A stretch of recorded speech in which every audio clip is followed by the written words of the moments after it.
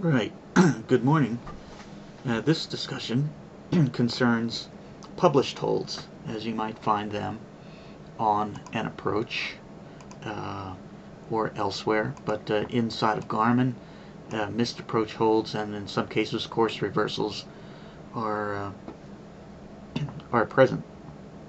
This particular approach is the ILS runway 2 at Santa Fe Municipal Airport in Santa Fe, New Mexico, home of the beautiful La Posada Resort Hotel. In any case, the first thing that typically happens, if I draw your attention over here to the Garmin 530 map, you'll be told to proceed direct to the airport and to expect the ILS runway 2. You won't be told about vectors necessarily. You might be told to expect vectors.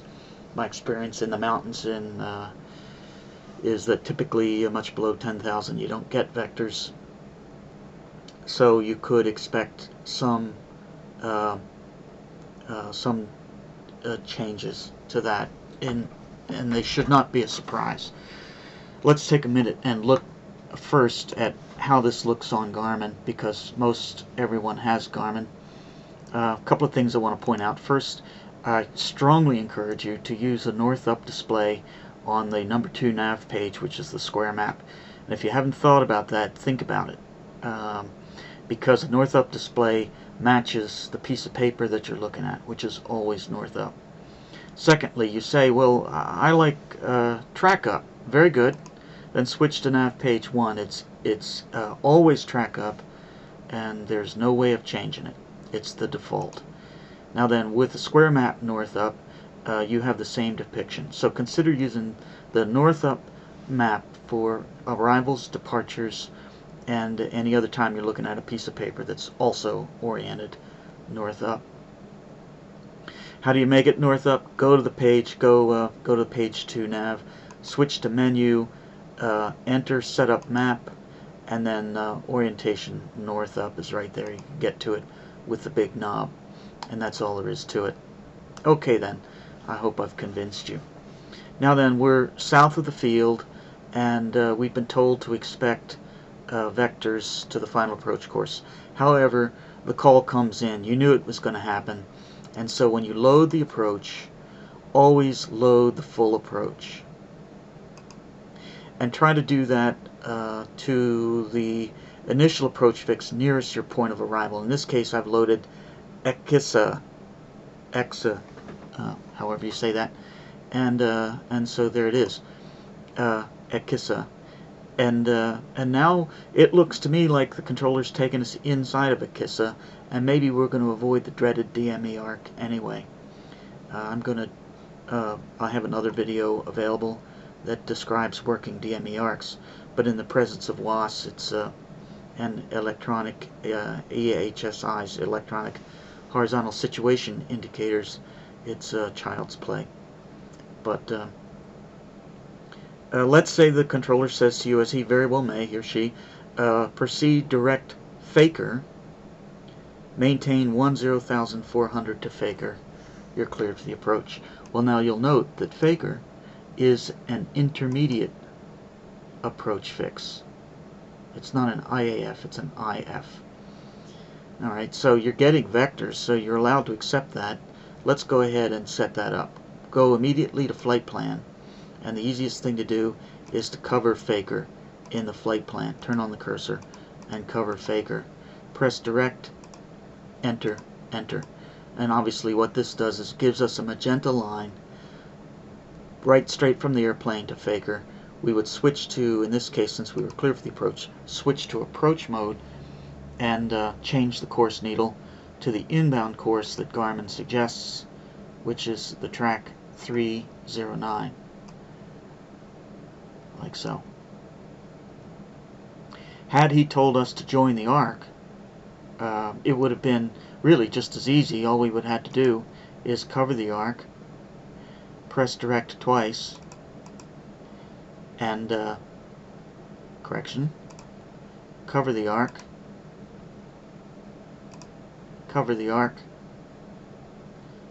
press direct, and it asks us, do we want to fly the arc from Ekissa to Faker, and then we would activate that instead, like so. And then with a combination of heading and nav, we could join that arc. Now that's a little more complicated, so let's go ahead and fly it that way. I'm going to set the airspeed now to 130 knots or so, which is about what you should be considering with your PA-46. You can accomplish that clean level with the Meridian with 300 pounds of torque. That will give you a good airspeed that will be within or very close to VA. It will be ice penetration speed, and it will give you the opportunity to add flaps and gear as soon as needed. Incidentally, once you do begin the descent and add the gear and the flaps, you'll be in the correct speed for the second notch of flaps, and subsequently the third notch of flaps, without having to change the power setting. That's a very nice feature. As we approach the arc, we can check on the flight plan, and we can see that the arc calls for 264 on the inbound. Let's have a look at that. We can set that now without penalty. Well, we should be able to set that now. Let's fly the heading, and let's set 266 now for that. 266 is right about there, and you can see that's a very nice intercept. With the King KAP KFC 150 and the Megget autopilots, you can use a combination of heading and nav by activating heading and then arming the nav. As the yellow course needle, or green as the case may be, comes alive, the heading light will go out on the autopilot panel, and nav, or approach in this case, will come active. I'm going to speed us up just a little bit. Now we're in FNA 18, so we'll get over there a little quicker. Now you can see as we approach the arc, the course, what we expect to see is the course needle coming alive. And the three questions I want to ask yourself anytime you're beginning an approach is which way, how low, and what's next. Garmin's got a message for us. Steep turn ahead, he says. Well, okay, let's slow it down a little bit now. And let's see just how this is going to work out. Now we said that the clearance was direct to Faker, but I wanted to show about this arc intercept. I'm getting a little close here, so I'm going to turn this away just a little bit to steepen that intercept angle. Okay, Loke's alive, or course is alive. So we're going to split the difference and halve it. This is a good way to do this, particularly with the Megget autopilot, which tends to be a little slow turning. Oops. Okay. Now we've got a new course, I'm sure. The course to Faker is 292 now, so let's swing that on around 290, 292. That means we need a little more over here. There we go. So if we keep an eye on the desired track inside the flight plan page, we'll get a proper intercept. That desired track column is so important for Garmin users. I can't stress it enough. I see a lot of folks that don't even have it in that list, but it's absolutely critical, particularly if you don't have electronic equipment, if you don't have auto slew. Okay, so we come to Faker. What's next? We know that the white banner will flash on Garmin and will command the turn. The next turn we know, according to Garmin, is going to be to 023. So this is asking for 300. Let's give it that now. And we'll switch to nav, which will approximate the approach. And here we go. We have the speed set correctly. We have power set at either 300 pounds or, in the case of the Mirage, Malibu or Mirage, somewhere between 23 and 25 inches, depending upon whether you have the pod or not, radar pod. As we get to Faker, we'll get a banner flashing, and it'll command us to do the next thing. Now this is an ILS, next desired track 023. We can do that now without delay, no delay on delay, And now, again, depending upon installation, this may or may not flip or flop. So we've got a 111.7 frequency, so we'll flip, we'll flop, we'll set the course, we'll ID the course right here with the banner page, a briefing strip, and we're good to go. We're on speed, and when we get to the glide slope, or the glide path rather, in this case it's a glide slope, we'll do a go down, gear down, and a notch of flaps. Now, I'm frequently a big fan of not descending on the glide slope, or into the glide slope, or below the glide slope, but here outside of SIBVU we're allowed to 8800, so let's just go ahead and do that and level the airplane off. 300 or 25 inches, 20 inches correction, for the descent, and then for the level off, it'll be back to 500 clean level, or 23 inches for the Malibu, 25 for the Mirage. As we approach SIBVU, we'll get to descend again. Since the intercept is at 78, that's very close. I'm going to recommend that you consider not doing the additional 1,000 feet unless you're very much on top of it. And of course, in the altitude hold mode, when you intercept the glide slope, you will get automatic arming. Alright, now then, we're at SIBVU, we're getting close, and the controller calls you and says, haven't heard from the airplane in front of you, want you to hold at domain as published. The missed approach hold at domain as published. Okay, so now we're up to a published hold. Oh, fear, fear, fear, fear.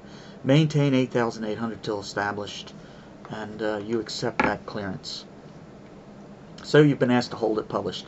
When may you slow down for the hold? You may slow down within 3 minutes of the hold, not before. If that bothers you, then ask if you can slow down.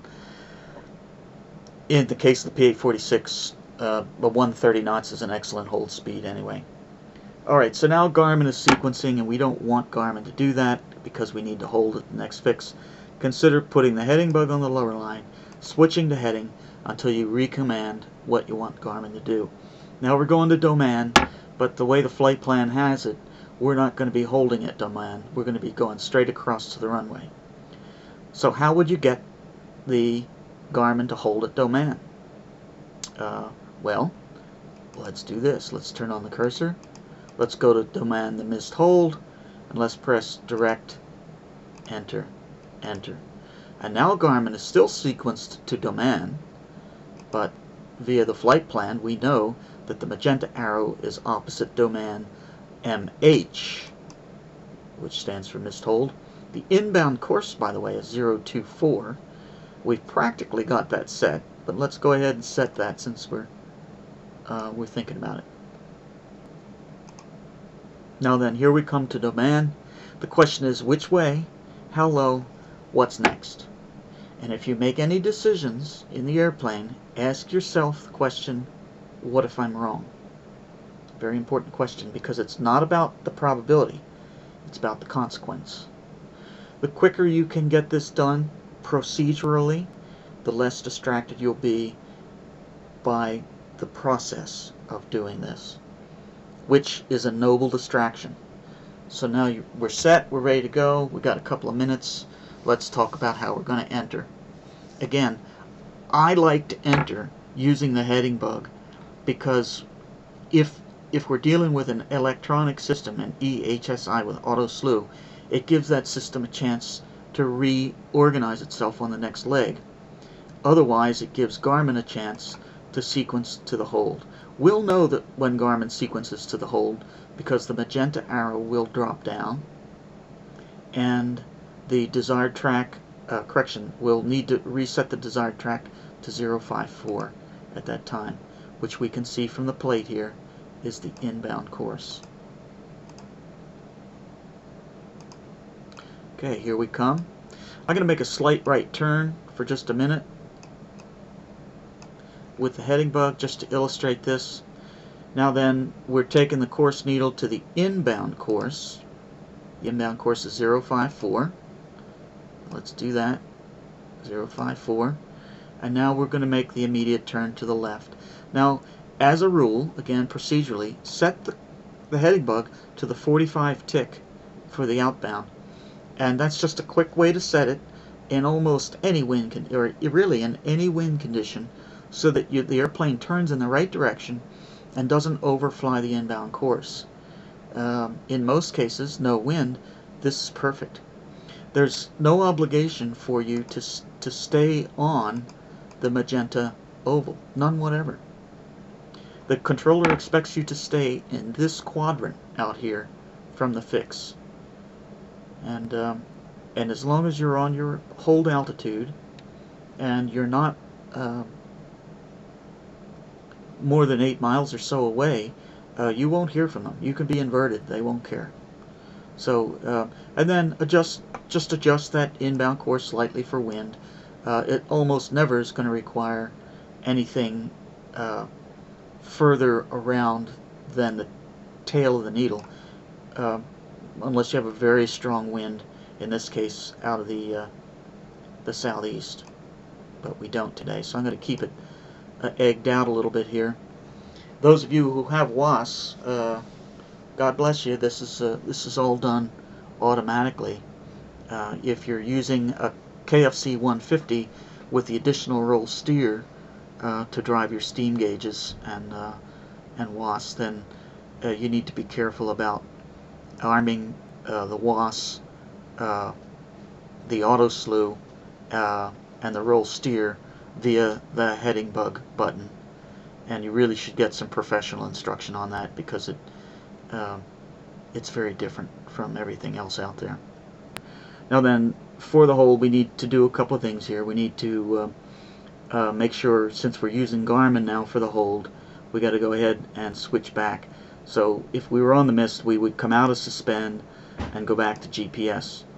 In this case, it comes right back to suspend again, and the reason is that in Garminology, suspend means I'm not going to sequence, and coming out of suspend means you want it to sequence, but there is no fix there. There is nothing beyond the hold, so Garmin quite naturally goes back to suspend.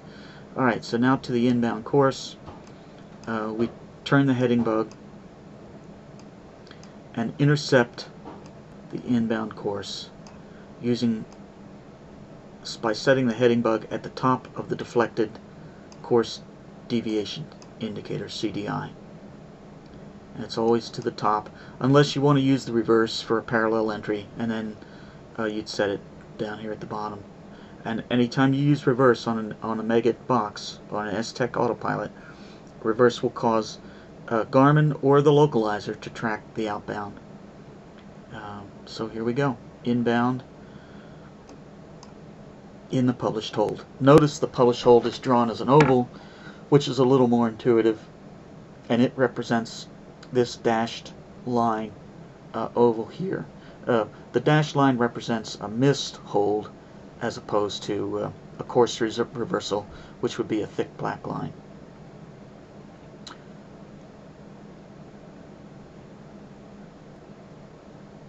And here comes the intercept. In this case, it won't switch automatically, so I'll just go ahead and switch it, and the airplane will make the turn. And that's it. You know, again, it's pretty simple. Cross the fix, turn outbound, stay in the hold space. In this case, you get guidance from Garmin in the form of the desired track page. If you have EHSI, Electronic Horizontal Situation Indicator, a la Megit or Avidyne, then that will all happen for you. The desired track is still useful because it allows you to answer the question, what's next? So remember, which way, how low, what's next? Avoid distractions by doing things procedurally. And when you make a decision, ask yourself the question, what if I'm wrong?